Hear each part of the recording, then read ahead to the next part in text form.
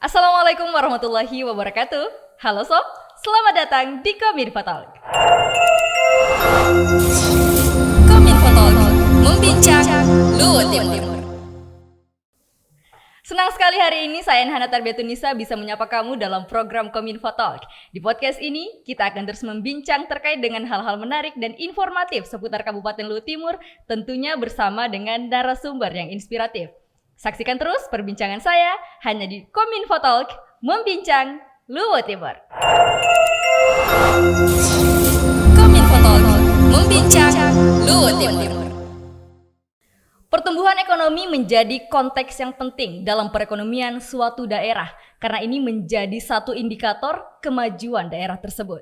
Di Luhut Timur, sektor pertambangan, pertanian, dan juga pariwisata tidak hanya menjadi sektor penyumbang ekonomi yang ada di Luhut Timur, namun perdagangan juga menjadi salah satu sektor yang menjadi penyumbang ekonomi yang ada di kabupaten ini. Untuk membincang terkait dengan hal ini telah hadir di studio Kominfo Talk Bapak Senfri Octavianus SSTP MPA, Kepala Dinas Disdakop UKMP Kabupaten Luhut Timur. Halo Pak Kadis. Ya, halo juga. Halo juga. Bagaimana kabarnya hari ini Pak Kadis? Ya, kabar baik. Baik, semangat ya Pak Kadis ya. Semangat. Oke, sebelum kita mulai Pak Kadis, silahkan dulu dong Pak, disapa dulu pemirsa Sobat Kominfo yang ada di rumah. Silahkan Pak. Ya, halo. Salam buat pemirsa di rumah dan dimanapun saya berada. Ya, hari ini saya selaku Kepala Dinas Perdagangan, Koperasi dan UKM Perindustrian Kabupaten Luhut Timur bersama-sama hadir di tempat ini dalam rangka bincang-bincang mengenai program kerja dan juga kegiatan yang kami lakukan di dalam mendukung Luhut Timur Inspired. Oke, sudah disapa, kita masuk ke perbincangan hari ini, Iya. Pak. Oke, kalau kita berbicara mengenai ini lumayan panjang nama dinasnya, Pak ya. Iya. Disdakop UKMP. Betul. Bukan hanya mengurusi perdagangan, tapi ada juga hal lain. Ini Iya. boleh dong Pak dijelaskan apa sih yang dikerjakan oleh Dinas Perdagangan, Koperasi, UKM dan Perindustrian ini? Silakan Pak. Terima kasih. Memang kami ini agak panjang karena memang ada 4 urusan yang kami tangani. Betul. Urusan pertama urusan perdagangan, yang kedua urusan koperasi, yang ketiga urusan usaha kecil menengah, dan kemudian terakhir adalah urusan perindustrian. Kalau di tingkat pemerintah pusat ada 3 kementerian yang Betul. kami tangani. Iya. Oke. Nah, dari keempat itu Pak, ini pasti ada program Iya. yang dijalankan oleh Disdakop Iya. UKMP ini. Betul. Ini bisa dijelaskan Pak program, terutama program prioritas dari Disdakop UKMP ini sendiri. Iya. Untuk kami di Dinas Disdakop UKMP ini sesuai dengan KP1 ya. Untuk di urusan UKM itu ada kita lakukan kegiatan penciptaan UKM berbasis desa dan juga kemudian melakukan juga pemberdayaan dan pengembangan UKM. Kemudian juga selanjutnya pengembangan sarana prasarana perdagangan dan kemudian juga pengembangan sentra IKM. Ya, termasuk juga di dalamnya juga kami lakukan pemberdayaan atau pengembangan koperasi. Ya, itu yang garis besarnya, Pak. Ya. Kalau untuk sarana dan prasarana perdagangan yang dimaksud di sini adalah pasar ya Pak ya? Betul sekali. Ini sebagai sarana fasilitas ekonomi masyarakat, mempertemukan penjual dan pembeli. Ini kita sudah lakukan beberapa pengembangan pasar dalam rangka memberikan rasa kenyamanan dan juga kemudahan bagi transaksi masyarakat di pasar. Ya, ini dapat kami jelaskan untuk di tahun 2023 ini itu kita sudah lakukan beberapa pembenahan di pasar, antara lain pemasangan kanopi di Pasar Malili, ya karena ini banyak yang saya lihat, banyak kita saksikan yang biasa memasang menggunakan terpal. Ya, ini dan tidak estetik ya Pak kelihatannya. Iya, betul. Jadi kurang menarik. Nah, ini pelan-pelan kita gunakan kanopi supaya itu juga bisa memperindah sekaligus juga daya tahan yang kuat. Untuk pasar itu sendiri Pak, kan Luhut Timur ini terdiri dari 11 kecamatan. Apakah di setiap kecamatan itu ada pasar dan difasilitasi seperti yang di Malili itu dengan kanopi? Iya, secara total semua ada 39 pasar. Dari 39 pasar. Betul. Oke. Namun demikian yang dikelola oleh UPTD Pasar ini untuk tahun 2023 dan selanjutnya itu ada sekitar 7 pasar. Pasar pertama adalah pasar Malindungi di Soroako, kemudian pasar Wondula, pasar Malili, pasar Tomoni, kemudian juga pasar Kalena, dan kemudian pasar Wotu.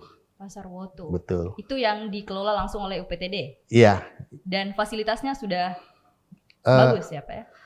Iya. Atau bagaimana? Itu terus kita kembangkan. Ya, kemudian untuk ke depan ini yang sangat menarik ini adalah Kecamatan Tomoni. Dalam tata ruang ini adalah pusat perdagangan kabupaten. Nah, ini ke depan ini kita akan lakukan pembangunan pasar Tomoni, yang mana pasar saat ini kurang representatif. Oke. Ya. Berarti belum terfasilitasi dengan baik. Ya, pasar ini sudah lama. Sudah lama. Sudah lama dan belum pernah dibenahi. Sehingga apalagi pertumbuhan pedagang banyak, sehingga ada pedagang juga yang berjualan di luar, bahkan ada di pinggir lapangan Tomoni. Nah, ini ke depannya kita akan lakukan pembangunan pasar Tomoni ini. Itu direncanakan sekitar 40 miliar dilakukan selama 2 tahun. Tahun ini kita sudah menyiapkan untuk anggaran pokok nanti tahun 2024, itu perencanaannya, dan kemudian dilanjutkan yang tahap pertama untuk tahun 2024. Berarti ini bisa saya tarik kesimpulan Pak, sejak dulu hingga sekarang belum ada pembenahan untuk pasar Tomoni itu? Atau sudah pernah dilakukan? Atau bagaimana? Karena ini kan pembangunannya baru mau dilakukan tahun depan ya? Iya, memang belum pernah dilakukan karena kemarin tahun-tahun sebelumnya itu pernah dilakukan pihak kerjasama dengan pihak ketiga. Oke. Tetapi hal ini belum bisa dilaksanakan karena ada penolakan dari pedagang yang sistemnya itu tidak mereka bisa ikuti dengan pihak ketiga, dan ini mereka lebih senang kalau pihak pemerintah ini yang langsung membangun pasar. Langsung turun ya. Membangun pasar. Sebab kalau pihak ketiga ini kan meminta ada pembayaran. Oke. Sementara pemerintah kan tidak lakukan pembayaran, hanya retribusi. Ya. Untuk pembangunan pasar Tomoni itu sendiri untuk para pedagang ini kan ketika dibangun pihak ketiga ya. Oke. Berarti ini kan tadi Bapak bilang pusat. Yang di Tomoni itu adalah pusat. Di tata ruang itu adalah pusat perdagangan. Oke, pusat perdagangan ada di Tomoni itu sendiri. Pak, kenapa yang dibangun pasar? Kenapa bukan mall saja? Kalau mall ini di kota-kota besar ini kan biasa ada pihak ketiga. Oh, I see. Iya, tentu mereka punya hitungan-hitungan juga, dan tentu mereka lakukan survei. Ya, jadi membangun mall ini tentu banyak pertimbangan-pertimbangan ekonominya. Nah, kalau kami di sektor pemerintah, ya tentu membangun pasar ini. Tapi kami berupaya bahwa pasar yang kita bangun ini adalah pasar yang sehat, pasar yang memberikan rasa kenyamanan dan juga kemudahan bagi masyarakat, bagi konsumen. Oke, masih bincang seputar perdagangan ini Pak.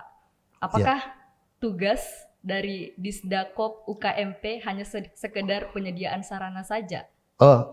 Bagaimana dengan iklim usahanya Pak? Apalagi yang sekarang di era digital ini, yang era serba digital, orang-orang kan lebih suka berbelanja online. Lagi marak e-commerce Pak. Bagaimana peran serta dari Disdakop UKMP untuk memberikan pengetahuan, wawasan kepada pedagang di era gempuran e-commerce ini? Iya, benar. Tentu saja bahwa kita hidup di zaman digital. Ya, tentu perubahan-perubahannya menuntut kita untuk melakukan penyesuaian. Nah, tentu dengan maraknya e-commerce ini memang dituntut setiap pelaku usaha, bukan cuma pedagang. Betul. Pelaku usaha juga, UKM, ini perlu mereka juga melakukan penyesuaian-penyesuaian cara pemasaran yang dilakukan melalui e-commerce.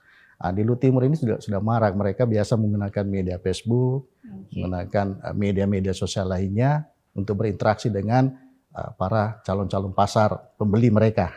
Ya. Kemudian juga kami melalui di bidang UKM itu memang kami juga membuat merchant apps, ya, aplikasi Balukta. Balukta. Iya. Balukta itu dari bahasa daerah ya Pak ya? Iya, artinya Balukta ini jualan, menjual. Okay. Nah, ini tahun ini di APBD perubahan Balukta ini sudah sementara kita upgrade supaya bisa menutupi kelemahan-kelemahan dan kita menyesuaikan agar lebih sempurna. Tapi sebelumnya sudah pernah digunakan, Pak. Ini kan sudah, ya. which is sudah di-upgrade, berarti sebelumnya sudah ada dan sudah pernah digunakan. Namun demikian waktu itu ya ini kita lakukan perubahan karena awalnya ini adalah merupakan milik pihak ketiga. Oke, milik Nah, pihak ini yang kita harapkan adalah milik pihak Pemda. Jadi penanganan sendiri ini dilakukan dari Dinas Kominfo. Ya, Oke, ini untuk kita aplikasi sementara Balukta ya. itu. Betul. Oke. Tapi sudah banyak yang gunakan, Pak. Ini sementara dalam tahap penyelesaian dari Dinas Kominfo. Berarti Iya. untuk sekarang belum bisa digunakan. Nanti setelah di-upgrade baru bisa digunakan oleh masyarakat. Nanti selesai, nanti kita akan aplikasikan. Aplikasi. Betul. Ini kita bincang lebih banyak dulu soal ini ya Pak ya, dunia dagang-dagang itu. Betul. Kita sudah bicarakan soal sarana, Ya. kemudian soal iklim usaha terlebih di persaingan e-commerce ini. Ya. Kemudian kita masuk ke harga nih Pak. Ya, inflasi ya. Ini kan ada lonjakan harga Pak, terutama untuk kebutuhan barang-barang pokok itu. Beras, minyak, kemudian jeruk, itu semua mengalami kenaikan harga Pak. Peran Disdakop di sini pasti sangat dibutuhkan oleh masyarakat Pak. Nah untuk itu solusi yang sudah diberikan selama ini terkait dengan kenaikan harga itu sendiri Pak apa? Ya, kami Dinas Perdagangan ini masuk juga di dalam tim penanganan inflasi daerah TPID Kabupaten Luhut Timur. Nah, tugas kami sesuai dengan tupoksi kami lakukan pendataan dalam rangka untuk memantau perkembangan harga. Kemudian juga kami juga melakukan operasi pasar. Operasi pasar? Ya, nah operasi pasar ini ada dua. Ini kita lakukan pada saat tertentu yang memang kita sudah pahami itu pasti ada kenaikan harga. Contoh misalnya di hari-hari besar agama, kita lakukan operasi pasar. Yang kedua di luar dari itu biasa kita lakukan kerjasama dengan Bulog. Ya, seperti baru-baru ini kami lakukan di 3 tempat.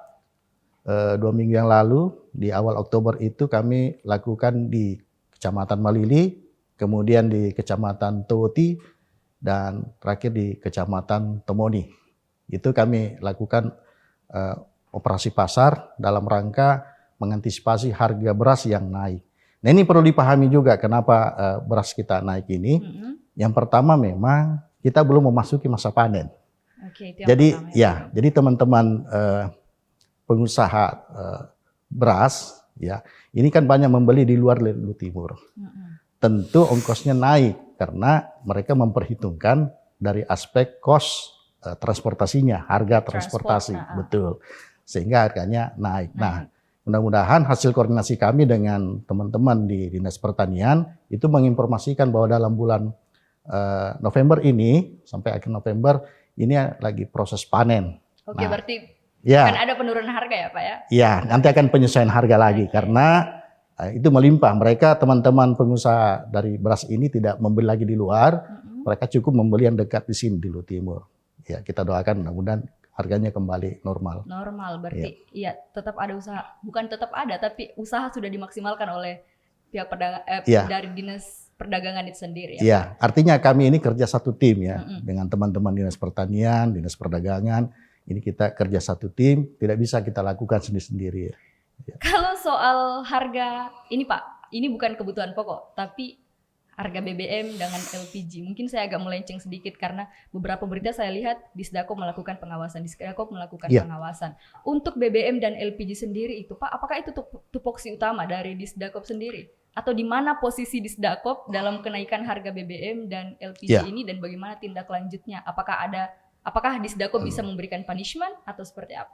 Iya, jadi perlu dipahami bahwa untuk BBM dengan tabung gas LPG ini itu barang produk tersebut itu ada terbagi dua, ada yang disubsidi melalui APBN dan ada juga yang tidak disubsidi. Nah, yang tidak disubsidi ini kalau BBM seperti Dexlite, Pertamax itu kita lepas, tidak ada pengawasan dari pemerintah karena ini harganya sesuai dengan harga pasar ya. Kecuali yang subsidi ini ya, ini kita akan pantau supaya kita membantu pemerintah pusat dan juga BUMN yang melaksanakan ini sehingga benar-benar terarah dan tepat sasaran. Iya. Jadi berarti bisa ditarik kesimpulan Pak, fungsinya hanya pengawasan saja ya Pak? Kita membantu di pengawasan. Iya. Untuk sementara ini hasil kontrol kami terkait dengan Pertalite ya, BBM Pertalite. Ini alhamdulillah sampai akhir tahun mudah-mudahan ini tidak terjadi kekurangan karena hasil pendataan kami memang ada sekitar 25.000 metrik ton ya untuk Pertalite. Cuma memang yang solar ini ya, memang ya, agak pas-pasan. Solar itu Pak, betul. Iya. Nah ini nantinya kita sangat membutuhkan sinergitas dengan semua pihak.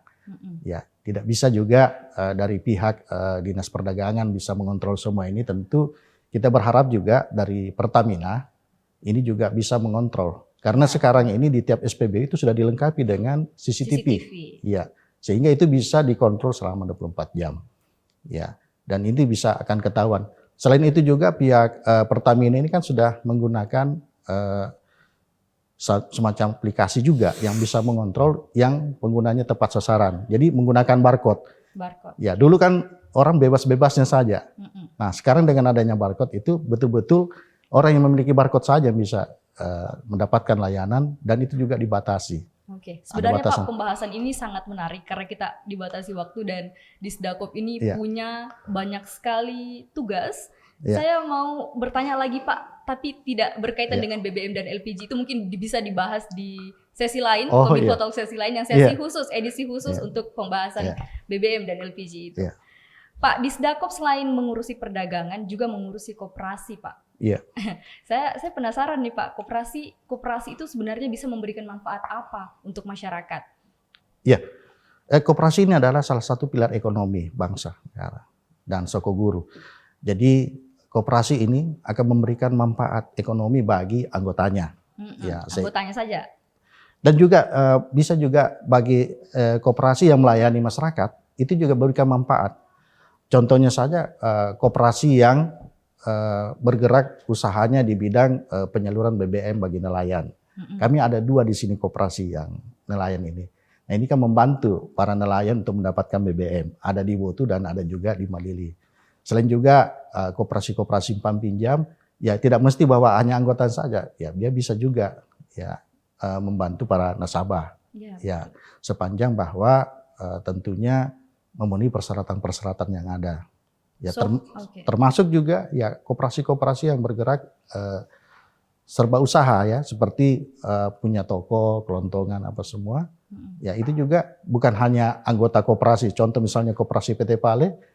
Tidak saja melayani hanya anggotanya, tetapi juga masyarakat yang membutuhkan kebutuhan-kebutuhan sembako bisa membeli di toko-toko koperasi ini. Ya. So far Pak, berapa jumlah koperasi yang ada di Luhut Timur? Data kami ada lebih 196. 196. Ya, tapi data ini masih ada yang bercampur dengan yang koperasi yang tidak aktif.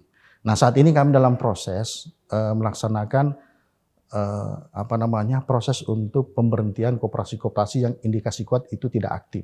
Sementara kami lakukan ini. Jadi kami pastikan bahwa nantinya koperasi yang ada di sini adalah koperasi yang aktif. Koperasi yang aktif. Iya. Kalau koperasi sendiri itu Pak, siapa yang bisa mendirikan? Koperasi ini pada dasarnya dibentuk memang oleh pendirinya dan harus memenuhi persyaratan minimal ada 20 atau 25 anggota koperasinya. Berarti pengajuannya langsung ke dinas ya atau seperti apa Pak? Mekanisme pendirian koperasi? Mekanismenya adalah ada proses pembentukannya.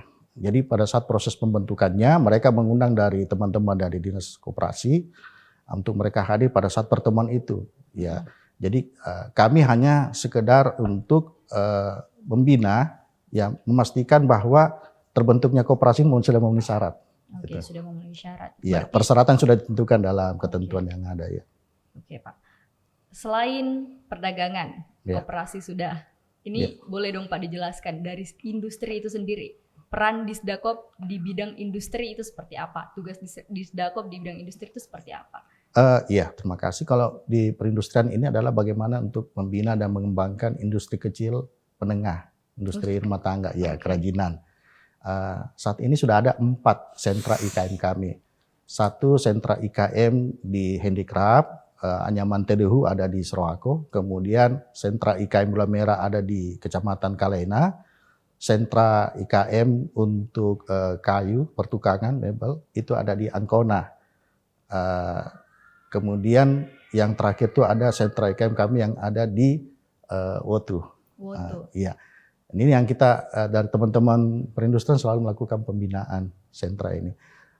Selain itu juga kami membantu untuk menyiapkan rancangan regulasi, dukungan administrasi terkait dengan pengembangan atau pembangunan kawasan industri.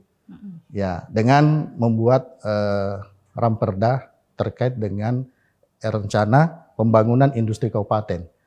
Saat ini RP kami, ini sebentar juga kami dalam melakukan revisi. Ini kenapa lakukan revisi? Karena kami nanti akan menyesuaikan dengan revisi tata ruang yang baru. Oke. Ya. Berarti ada 4 ya Pak ya, Handicraft, Gula Merah, Pertukangan, dan yang di Wotu itu apa Pak? Rotan ya, kalau Rotan. salah. Iya. Ini produknya maksudnya dipasarkan di mana? Atau bagaimana? Ini biasanya mereka dipasarkan di lokal, kemudian juga sering kita bawa juga di dalam pameran-pameran. Itu biasa kita promosikan di sana.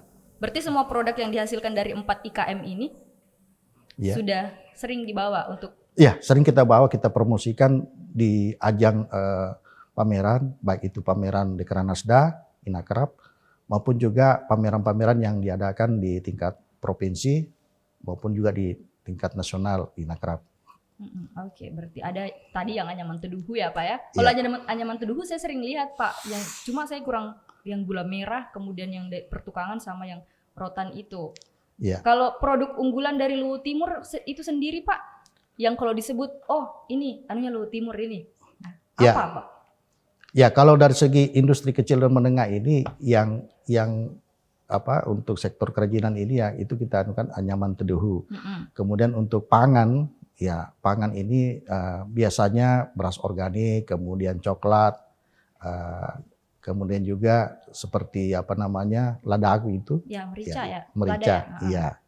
Itu yang kita promosikan. Oke. So far sudah ada tidak Pak produk yang go nasional atau bahkan internasional? Kita memang berupaya ke sana. Alhamdulillah kan ini sudah banyak juga produk kita yang masuk kita kerjasama dengan Alfamart, Indomaret, dan Alfamidi. Sudah ada beberapa produk kita yang masuk di sana. Kita memang juga berorientasi kepada ekspor. Nah, ini baru-baru juga kita ikuti pameran Trade Expo Indonesia. Memang ini kita harus melakukan persiapan-persiapan lebih siap lebih ketat lagi. Karena kita biasa menyajikan, kita pamerkan, cuma ini kekuatan kita ini kita juga harus persiapkan stoknya. Betul. Karena para buyer itu sering juga mempertanyakan, mereka tertarik dengan produk kita. Cuma ketika kita ditanya soal seberapa ketersediaan stok, nah ini yang menjadi tantangan buat kita. Nah sehingga ini perlu kita lakukan bagaimana langkah-langkah budidaya yang cepat, kuat, dan kemudian penanganan yang lebih profesional sehingga tidak mengurangi kualitas dan kita berdaya saing. Jadi ini yang menjadi tantangan bagaimana stok kita ini bisa memenuhi harapan daripada buyer. Oke Pak. Ini mohon maaf sekali Pak karena sebenarnya perbincangannya sangat menarik. Iya. Di Sedakop UKMP ini banyak sekali sebenarnya hal yang bisa kita bahas karena di sini ada 4 perdagangan, koperasi, kemudian UKM dan perindustrian. Tapi karena kita dibatasi oleh waktu Pak, mungkin nanti bisa kita lanjutkan di Kominfo Talk edisi berikutnya. Kita bahas khusus ini, edisi khusus. Mungkin Bapak mau angkat perdagangan atau dari segi industri dan sebagainya. Baik. Terima kasih Pak. Sebelum saya tutup, boleh Bapak sampaikan harapan untuk Luhut Timur, utamanya dari sektor ekonomi ke depannya. Ya. Harapan kami terkait dengan produk-produk kita sangat kaya, banyak produk-produk unggulan kita. Namun yang menjadi persoalan dan tantangan bagi kita adalah bagaimana kita menyiapkan produk kita itu sesuai dengan standar nasional dan kalau perlu standar internasional. Banyak produk kita ini belum mendapatkan sertifikat pangan, keamanan pangan atau SCHPP. Nah ini yang salah satu yang sangat penentu di dalam produk kita ini diterima di mancanegara. Nah ini untuk go internasional saya kira ini menjadi tantangan kami bagaimana menyiapkan para produsen ini benar-benar menyiapkan produk kita ini yang secara lebih profesional agar bisa bersaing dengan produk-produk di nasional ini. Saya kira itu ya. Oke. Terima kasih banyak Pak Kadis sudah meluangkan waktu untuk hadir di Kominfo Talk hari ini, memberikan informasi terkait dengan perdagangan, koperasi, UKM dan perindustrian yang ada di Kabupaten Luhut Timur. Kami masih menunggu Pak kedatangannya, semoga Bapak masih bisa menyempatkan waktu untuk hadir lagi di sini. Amin, bisa. Karena saya yakin dan percaya ini untuk edisi pertama ini masih sangat kurang sekali hal-hal menarik yang kita perbincangkan karena kita dibatasi oleh waktu. Terima kasih Pak Kadis sudah hadir di studio Kominfo. Ya, kasih. Baik Sobat Kominfo, demikianlah perbincangan saya bersama dengan Kepala Dinas Disdakop UKMP Kabupaten Luhut Timur. Update terus informasi menarik seputar Kabupaten Luhut Timur melalui laman sosial media Facebook, Instagram, Twitter, YouTube, dan TikTok Dinas Kominfo SP Kabupaten Luhut Timur. Terima kasih telah menyaksikan Kominfo Talk Membincang Luhut Timur. Saya Nahana Tarbetudnisa, your podcaster, pamit undur diri. Wassalamualaikum warahmatullahi wabarakatuh and see you on the next episode. Terima kasih Pak Kadis.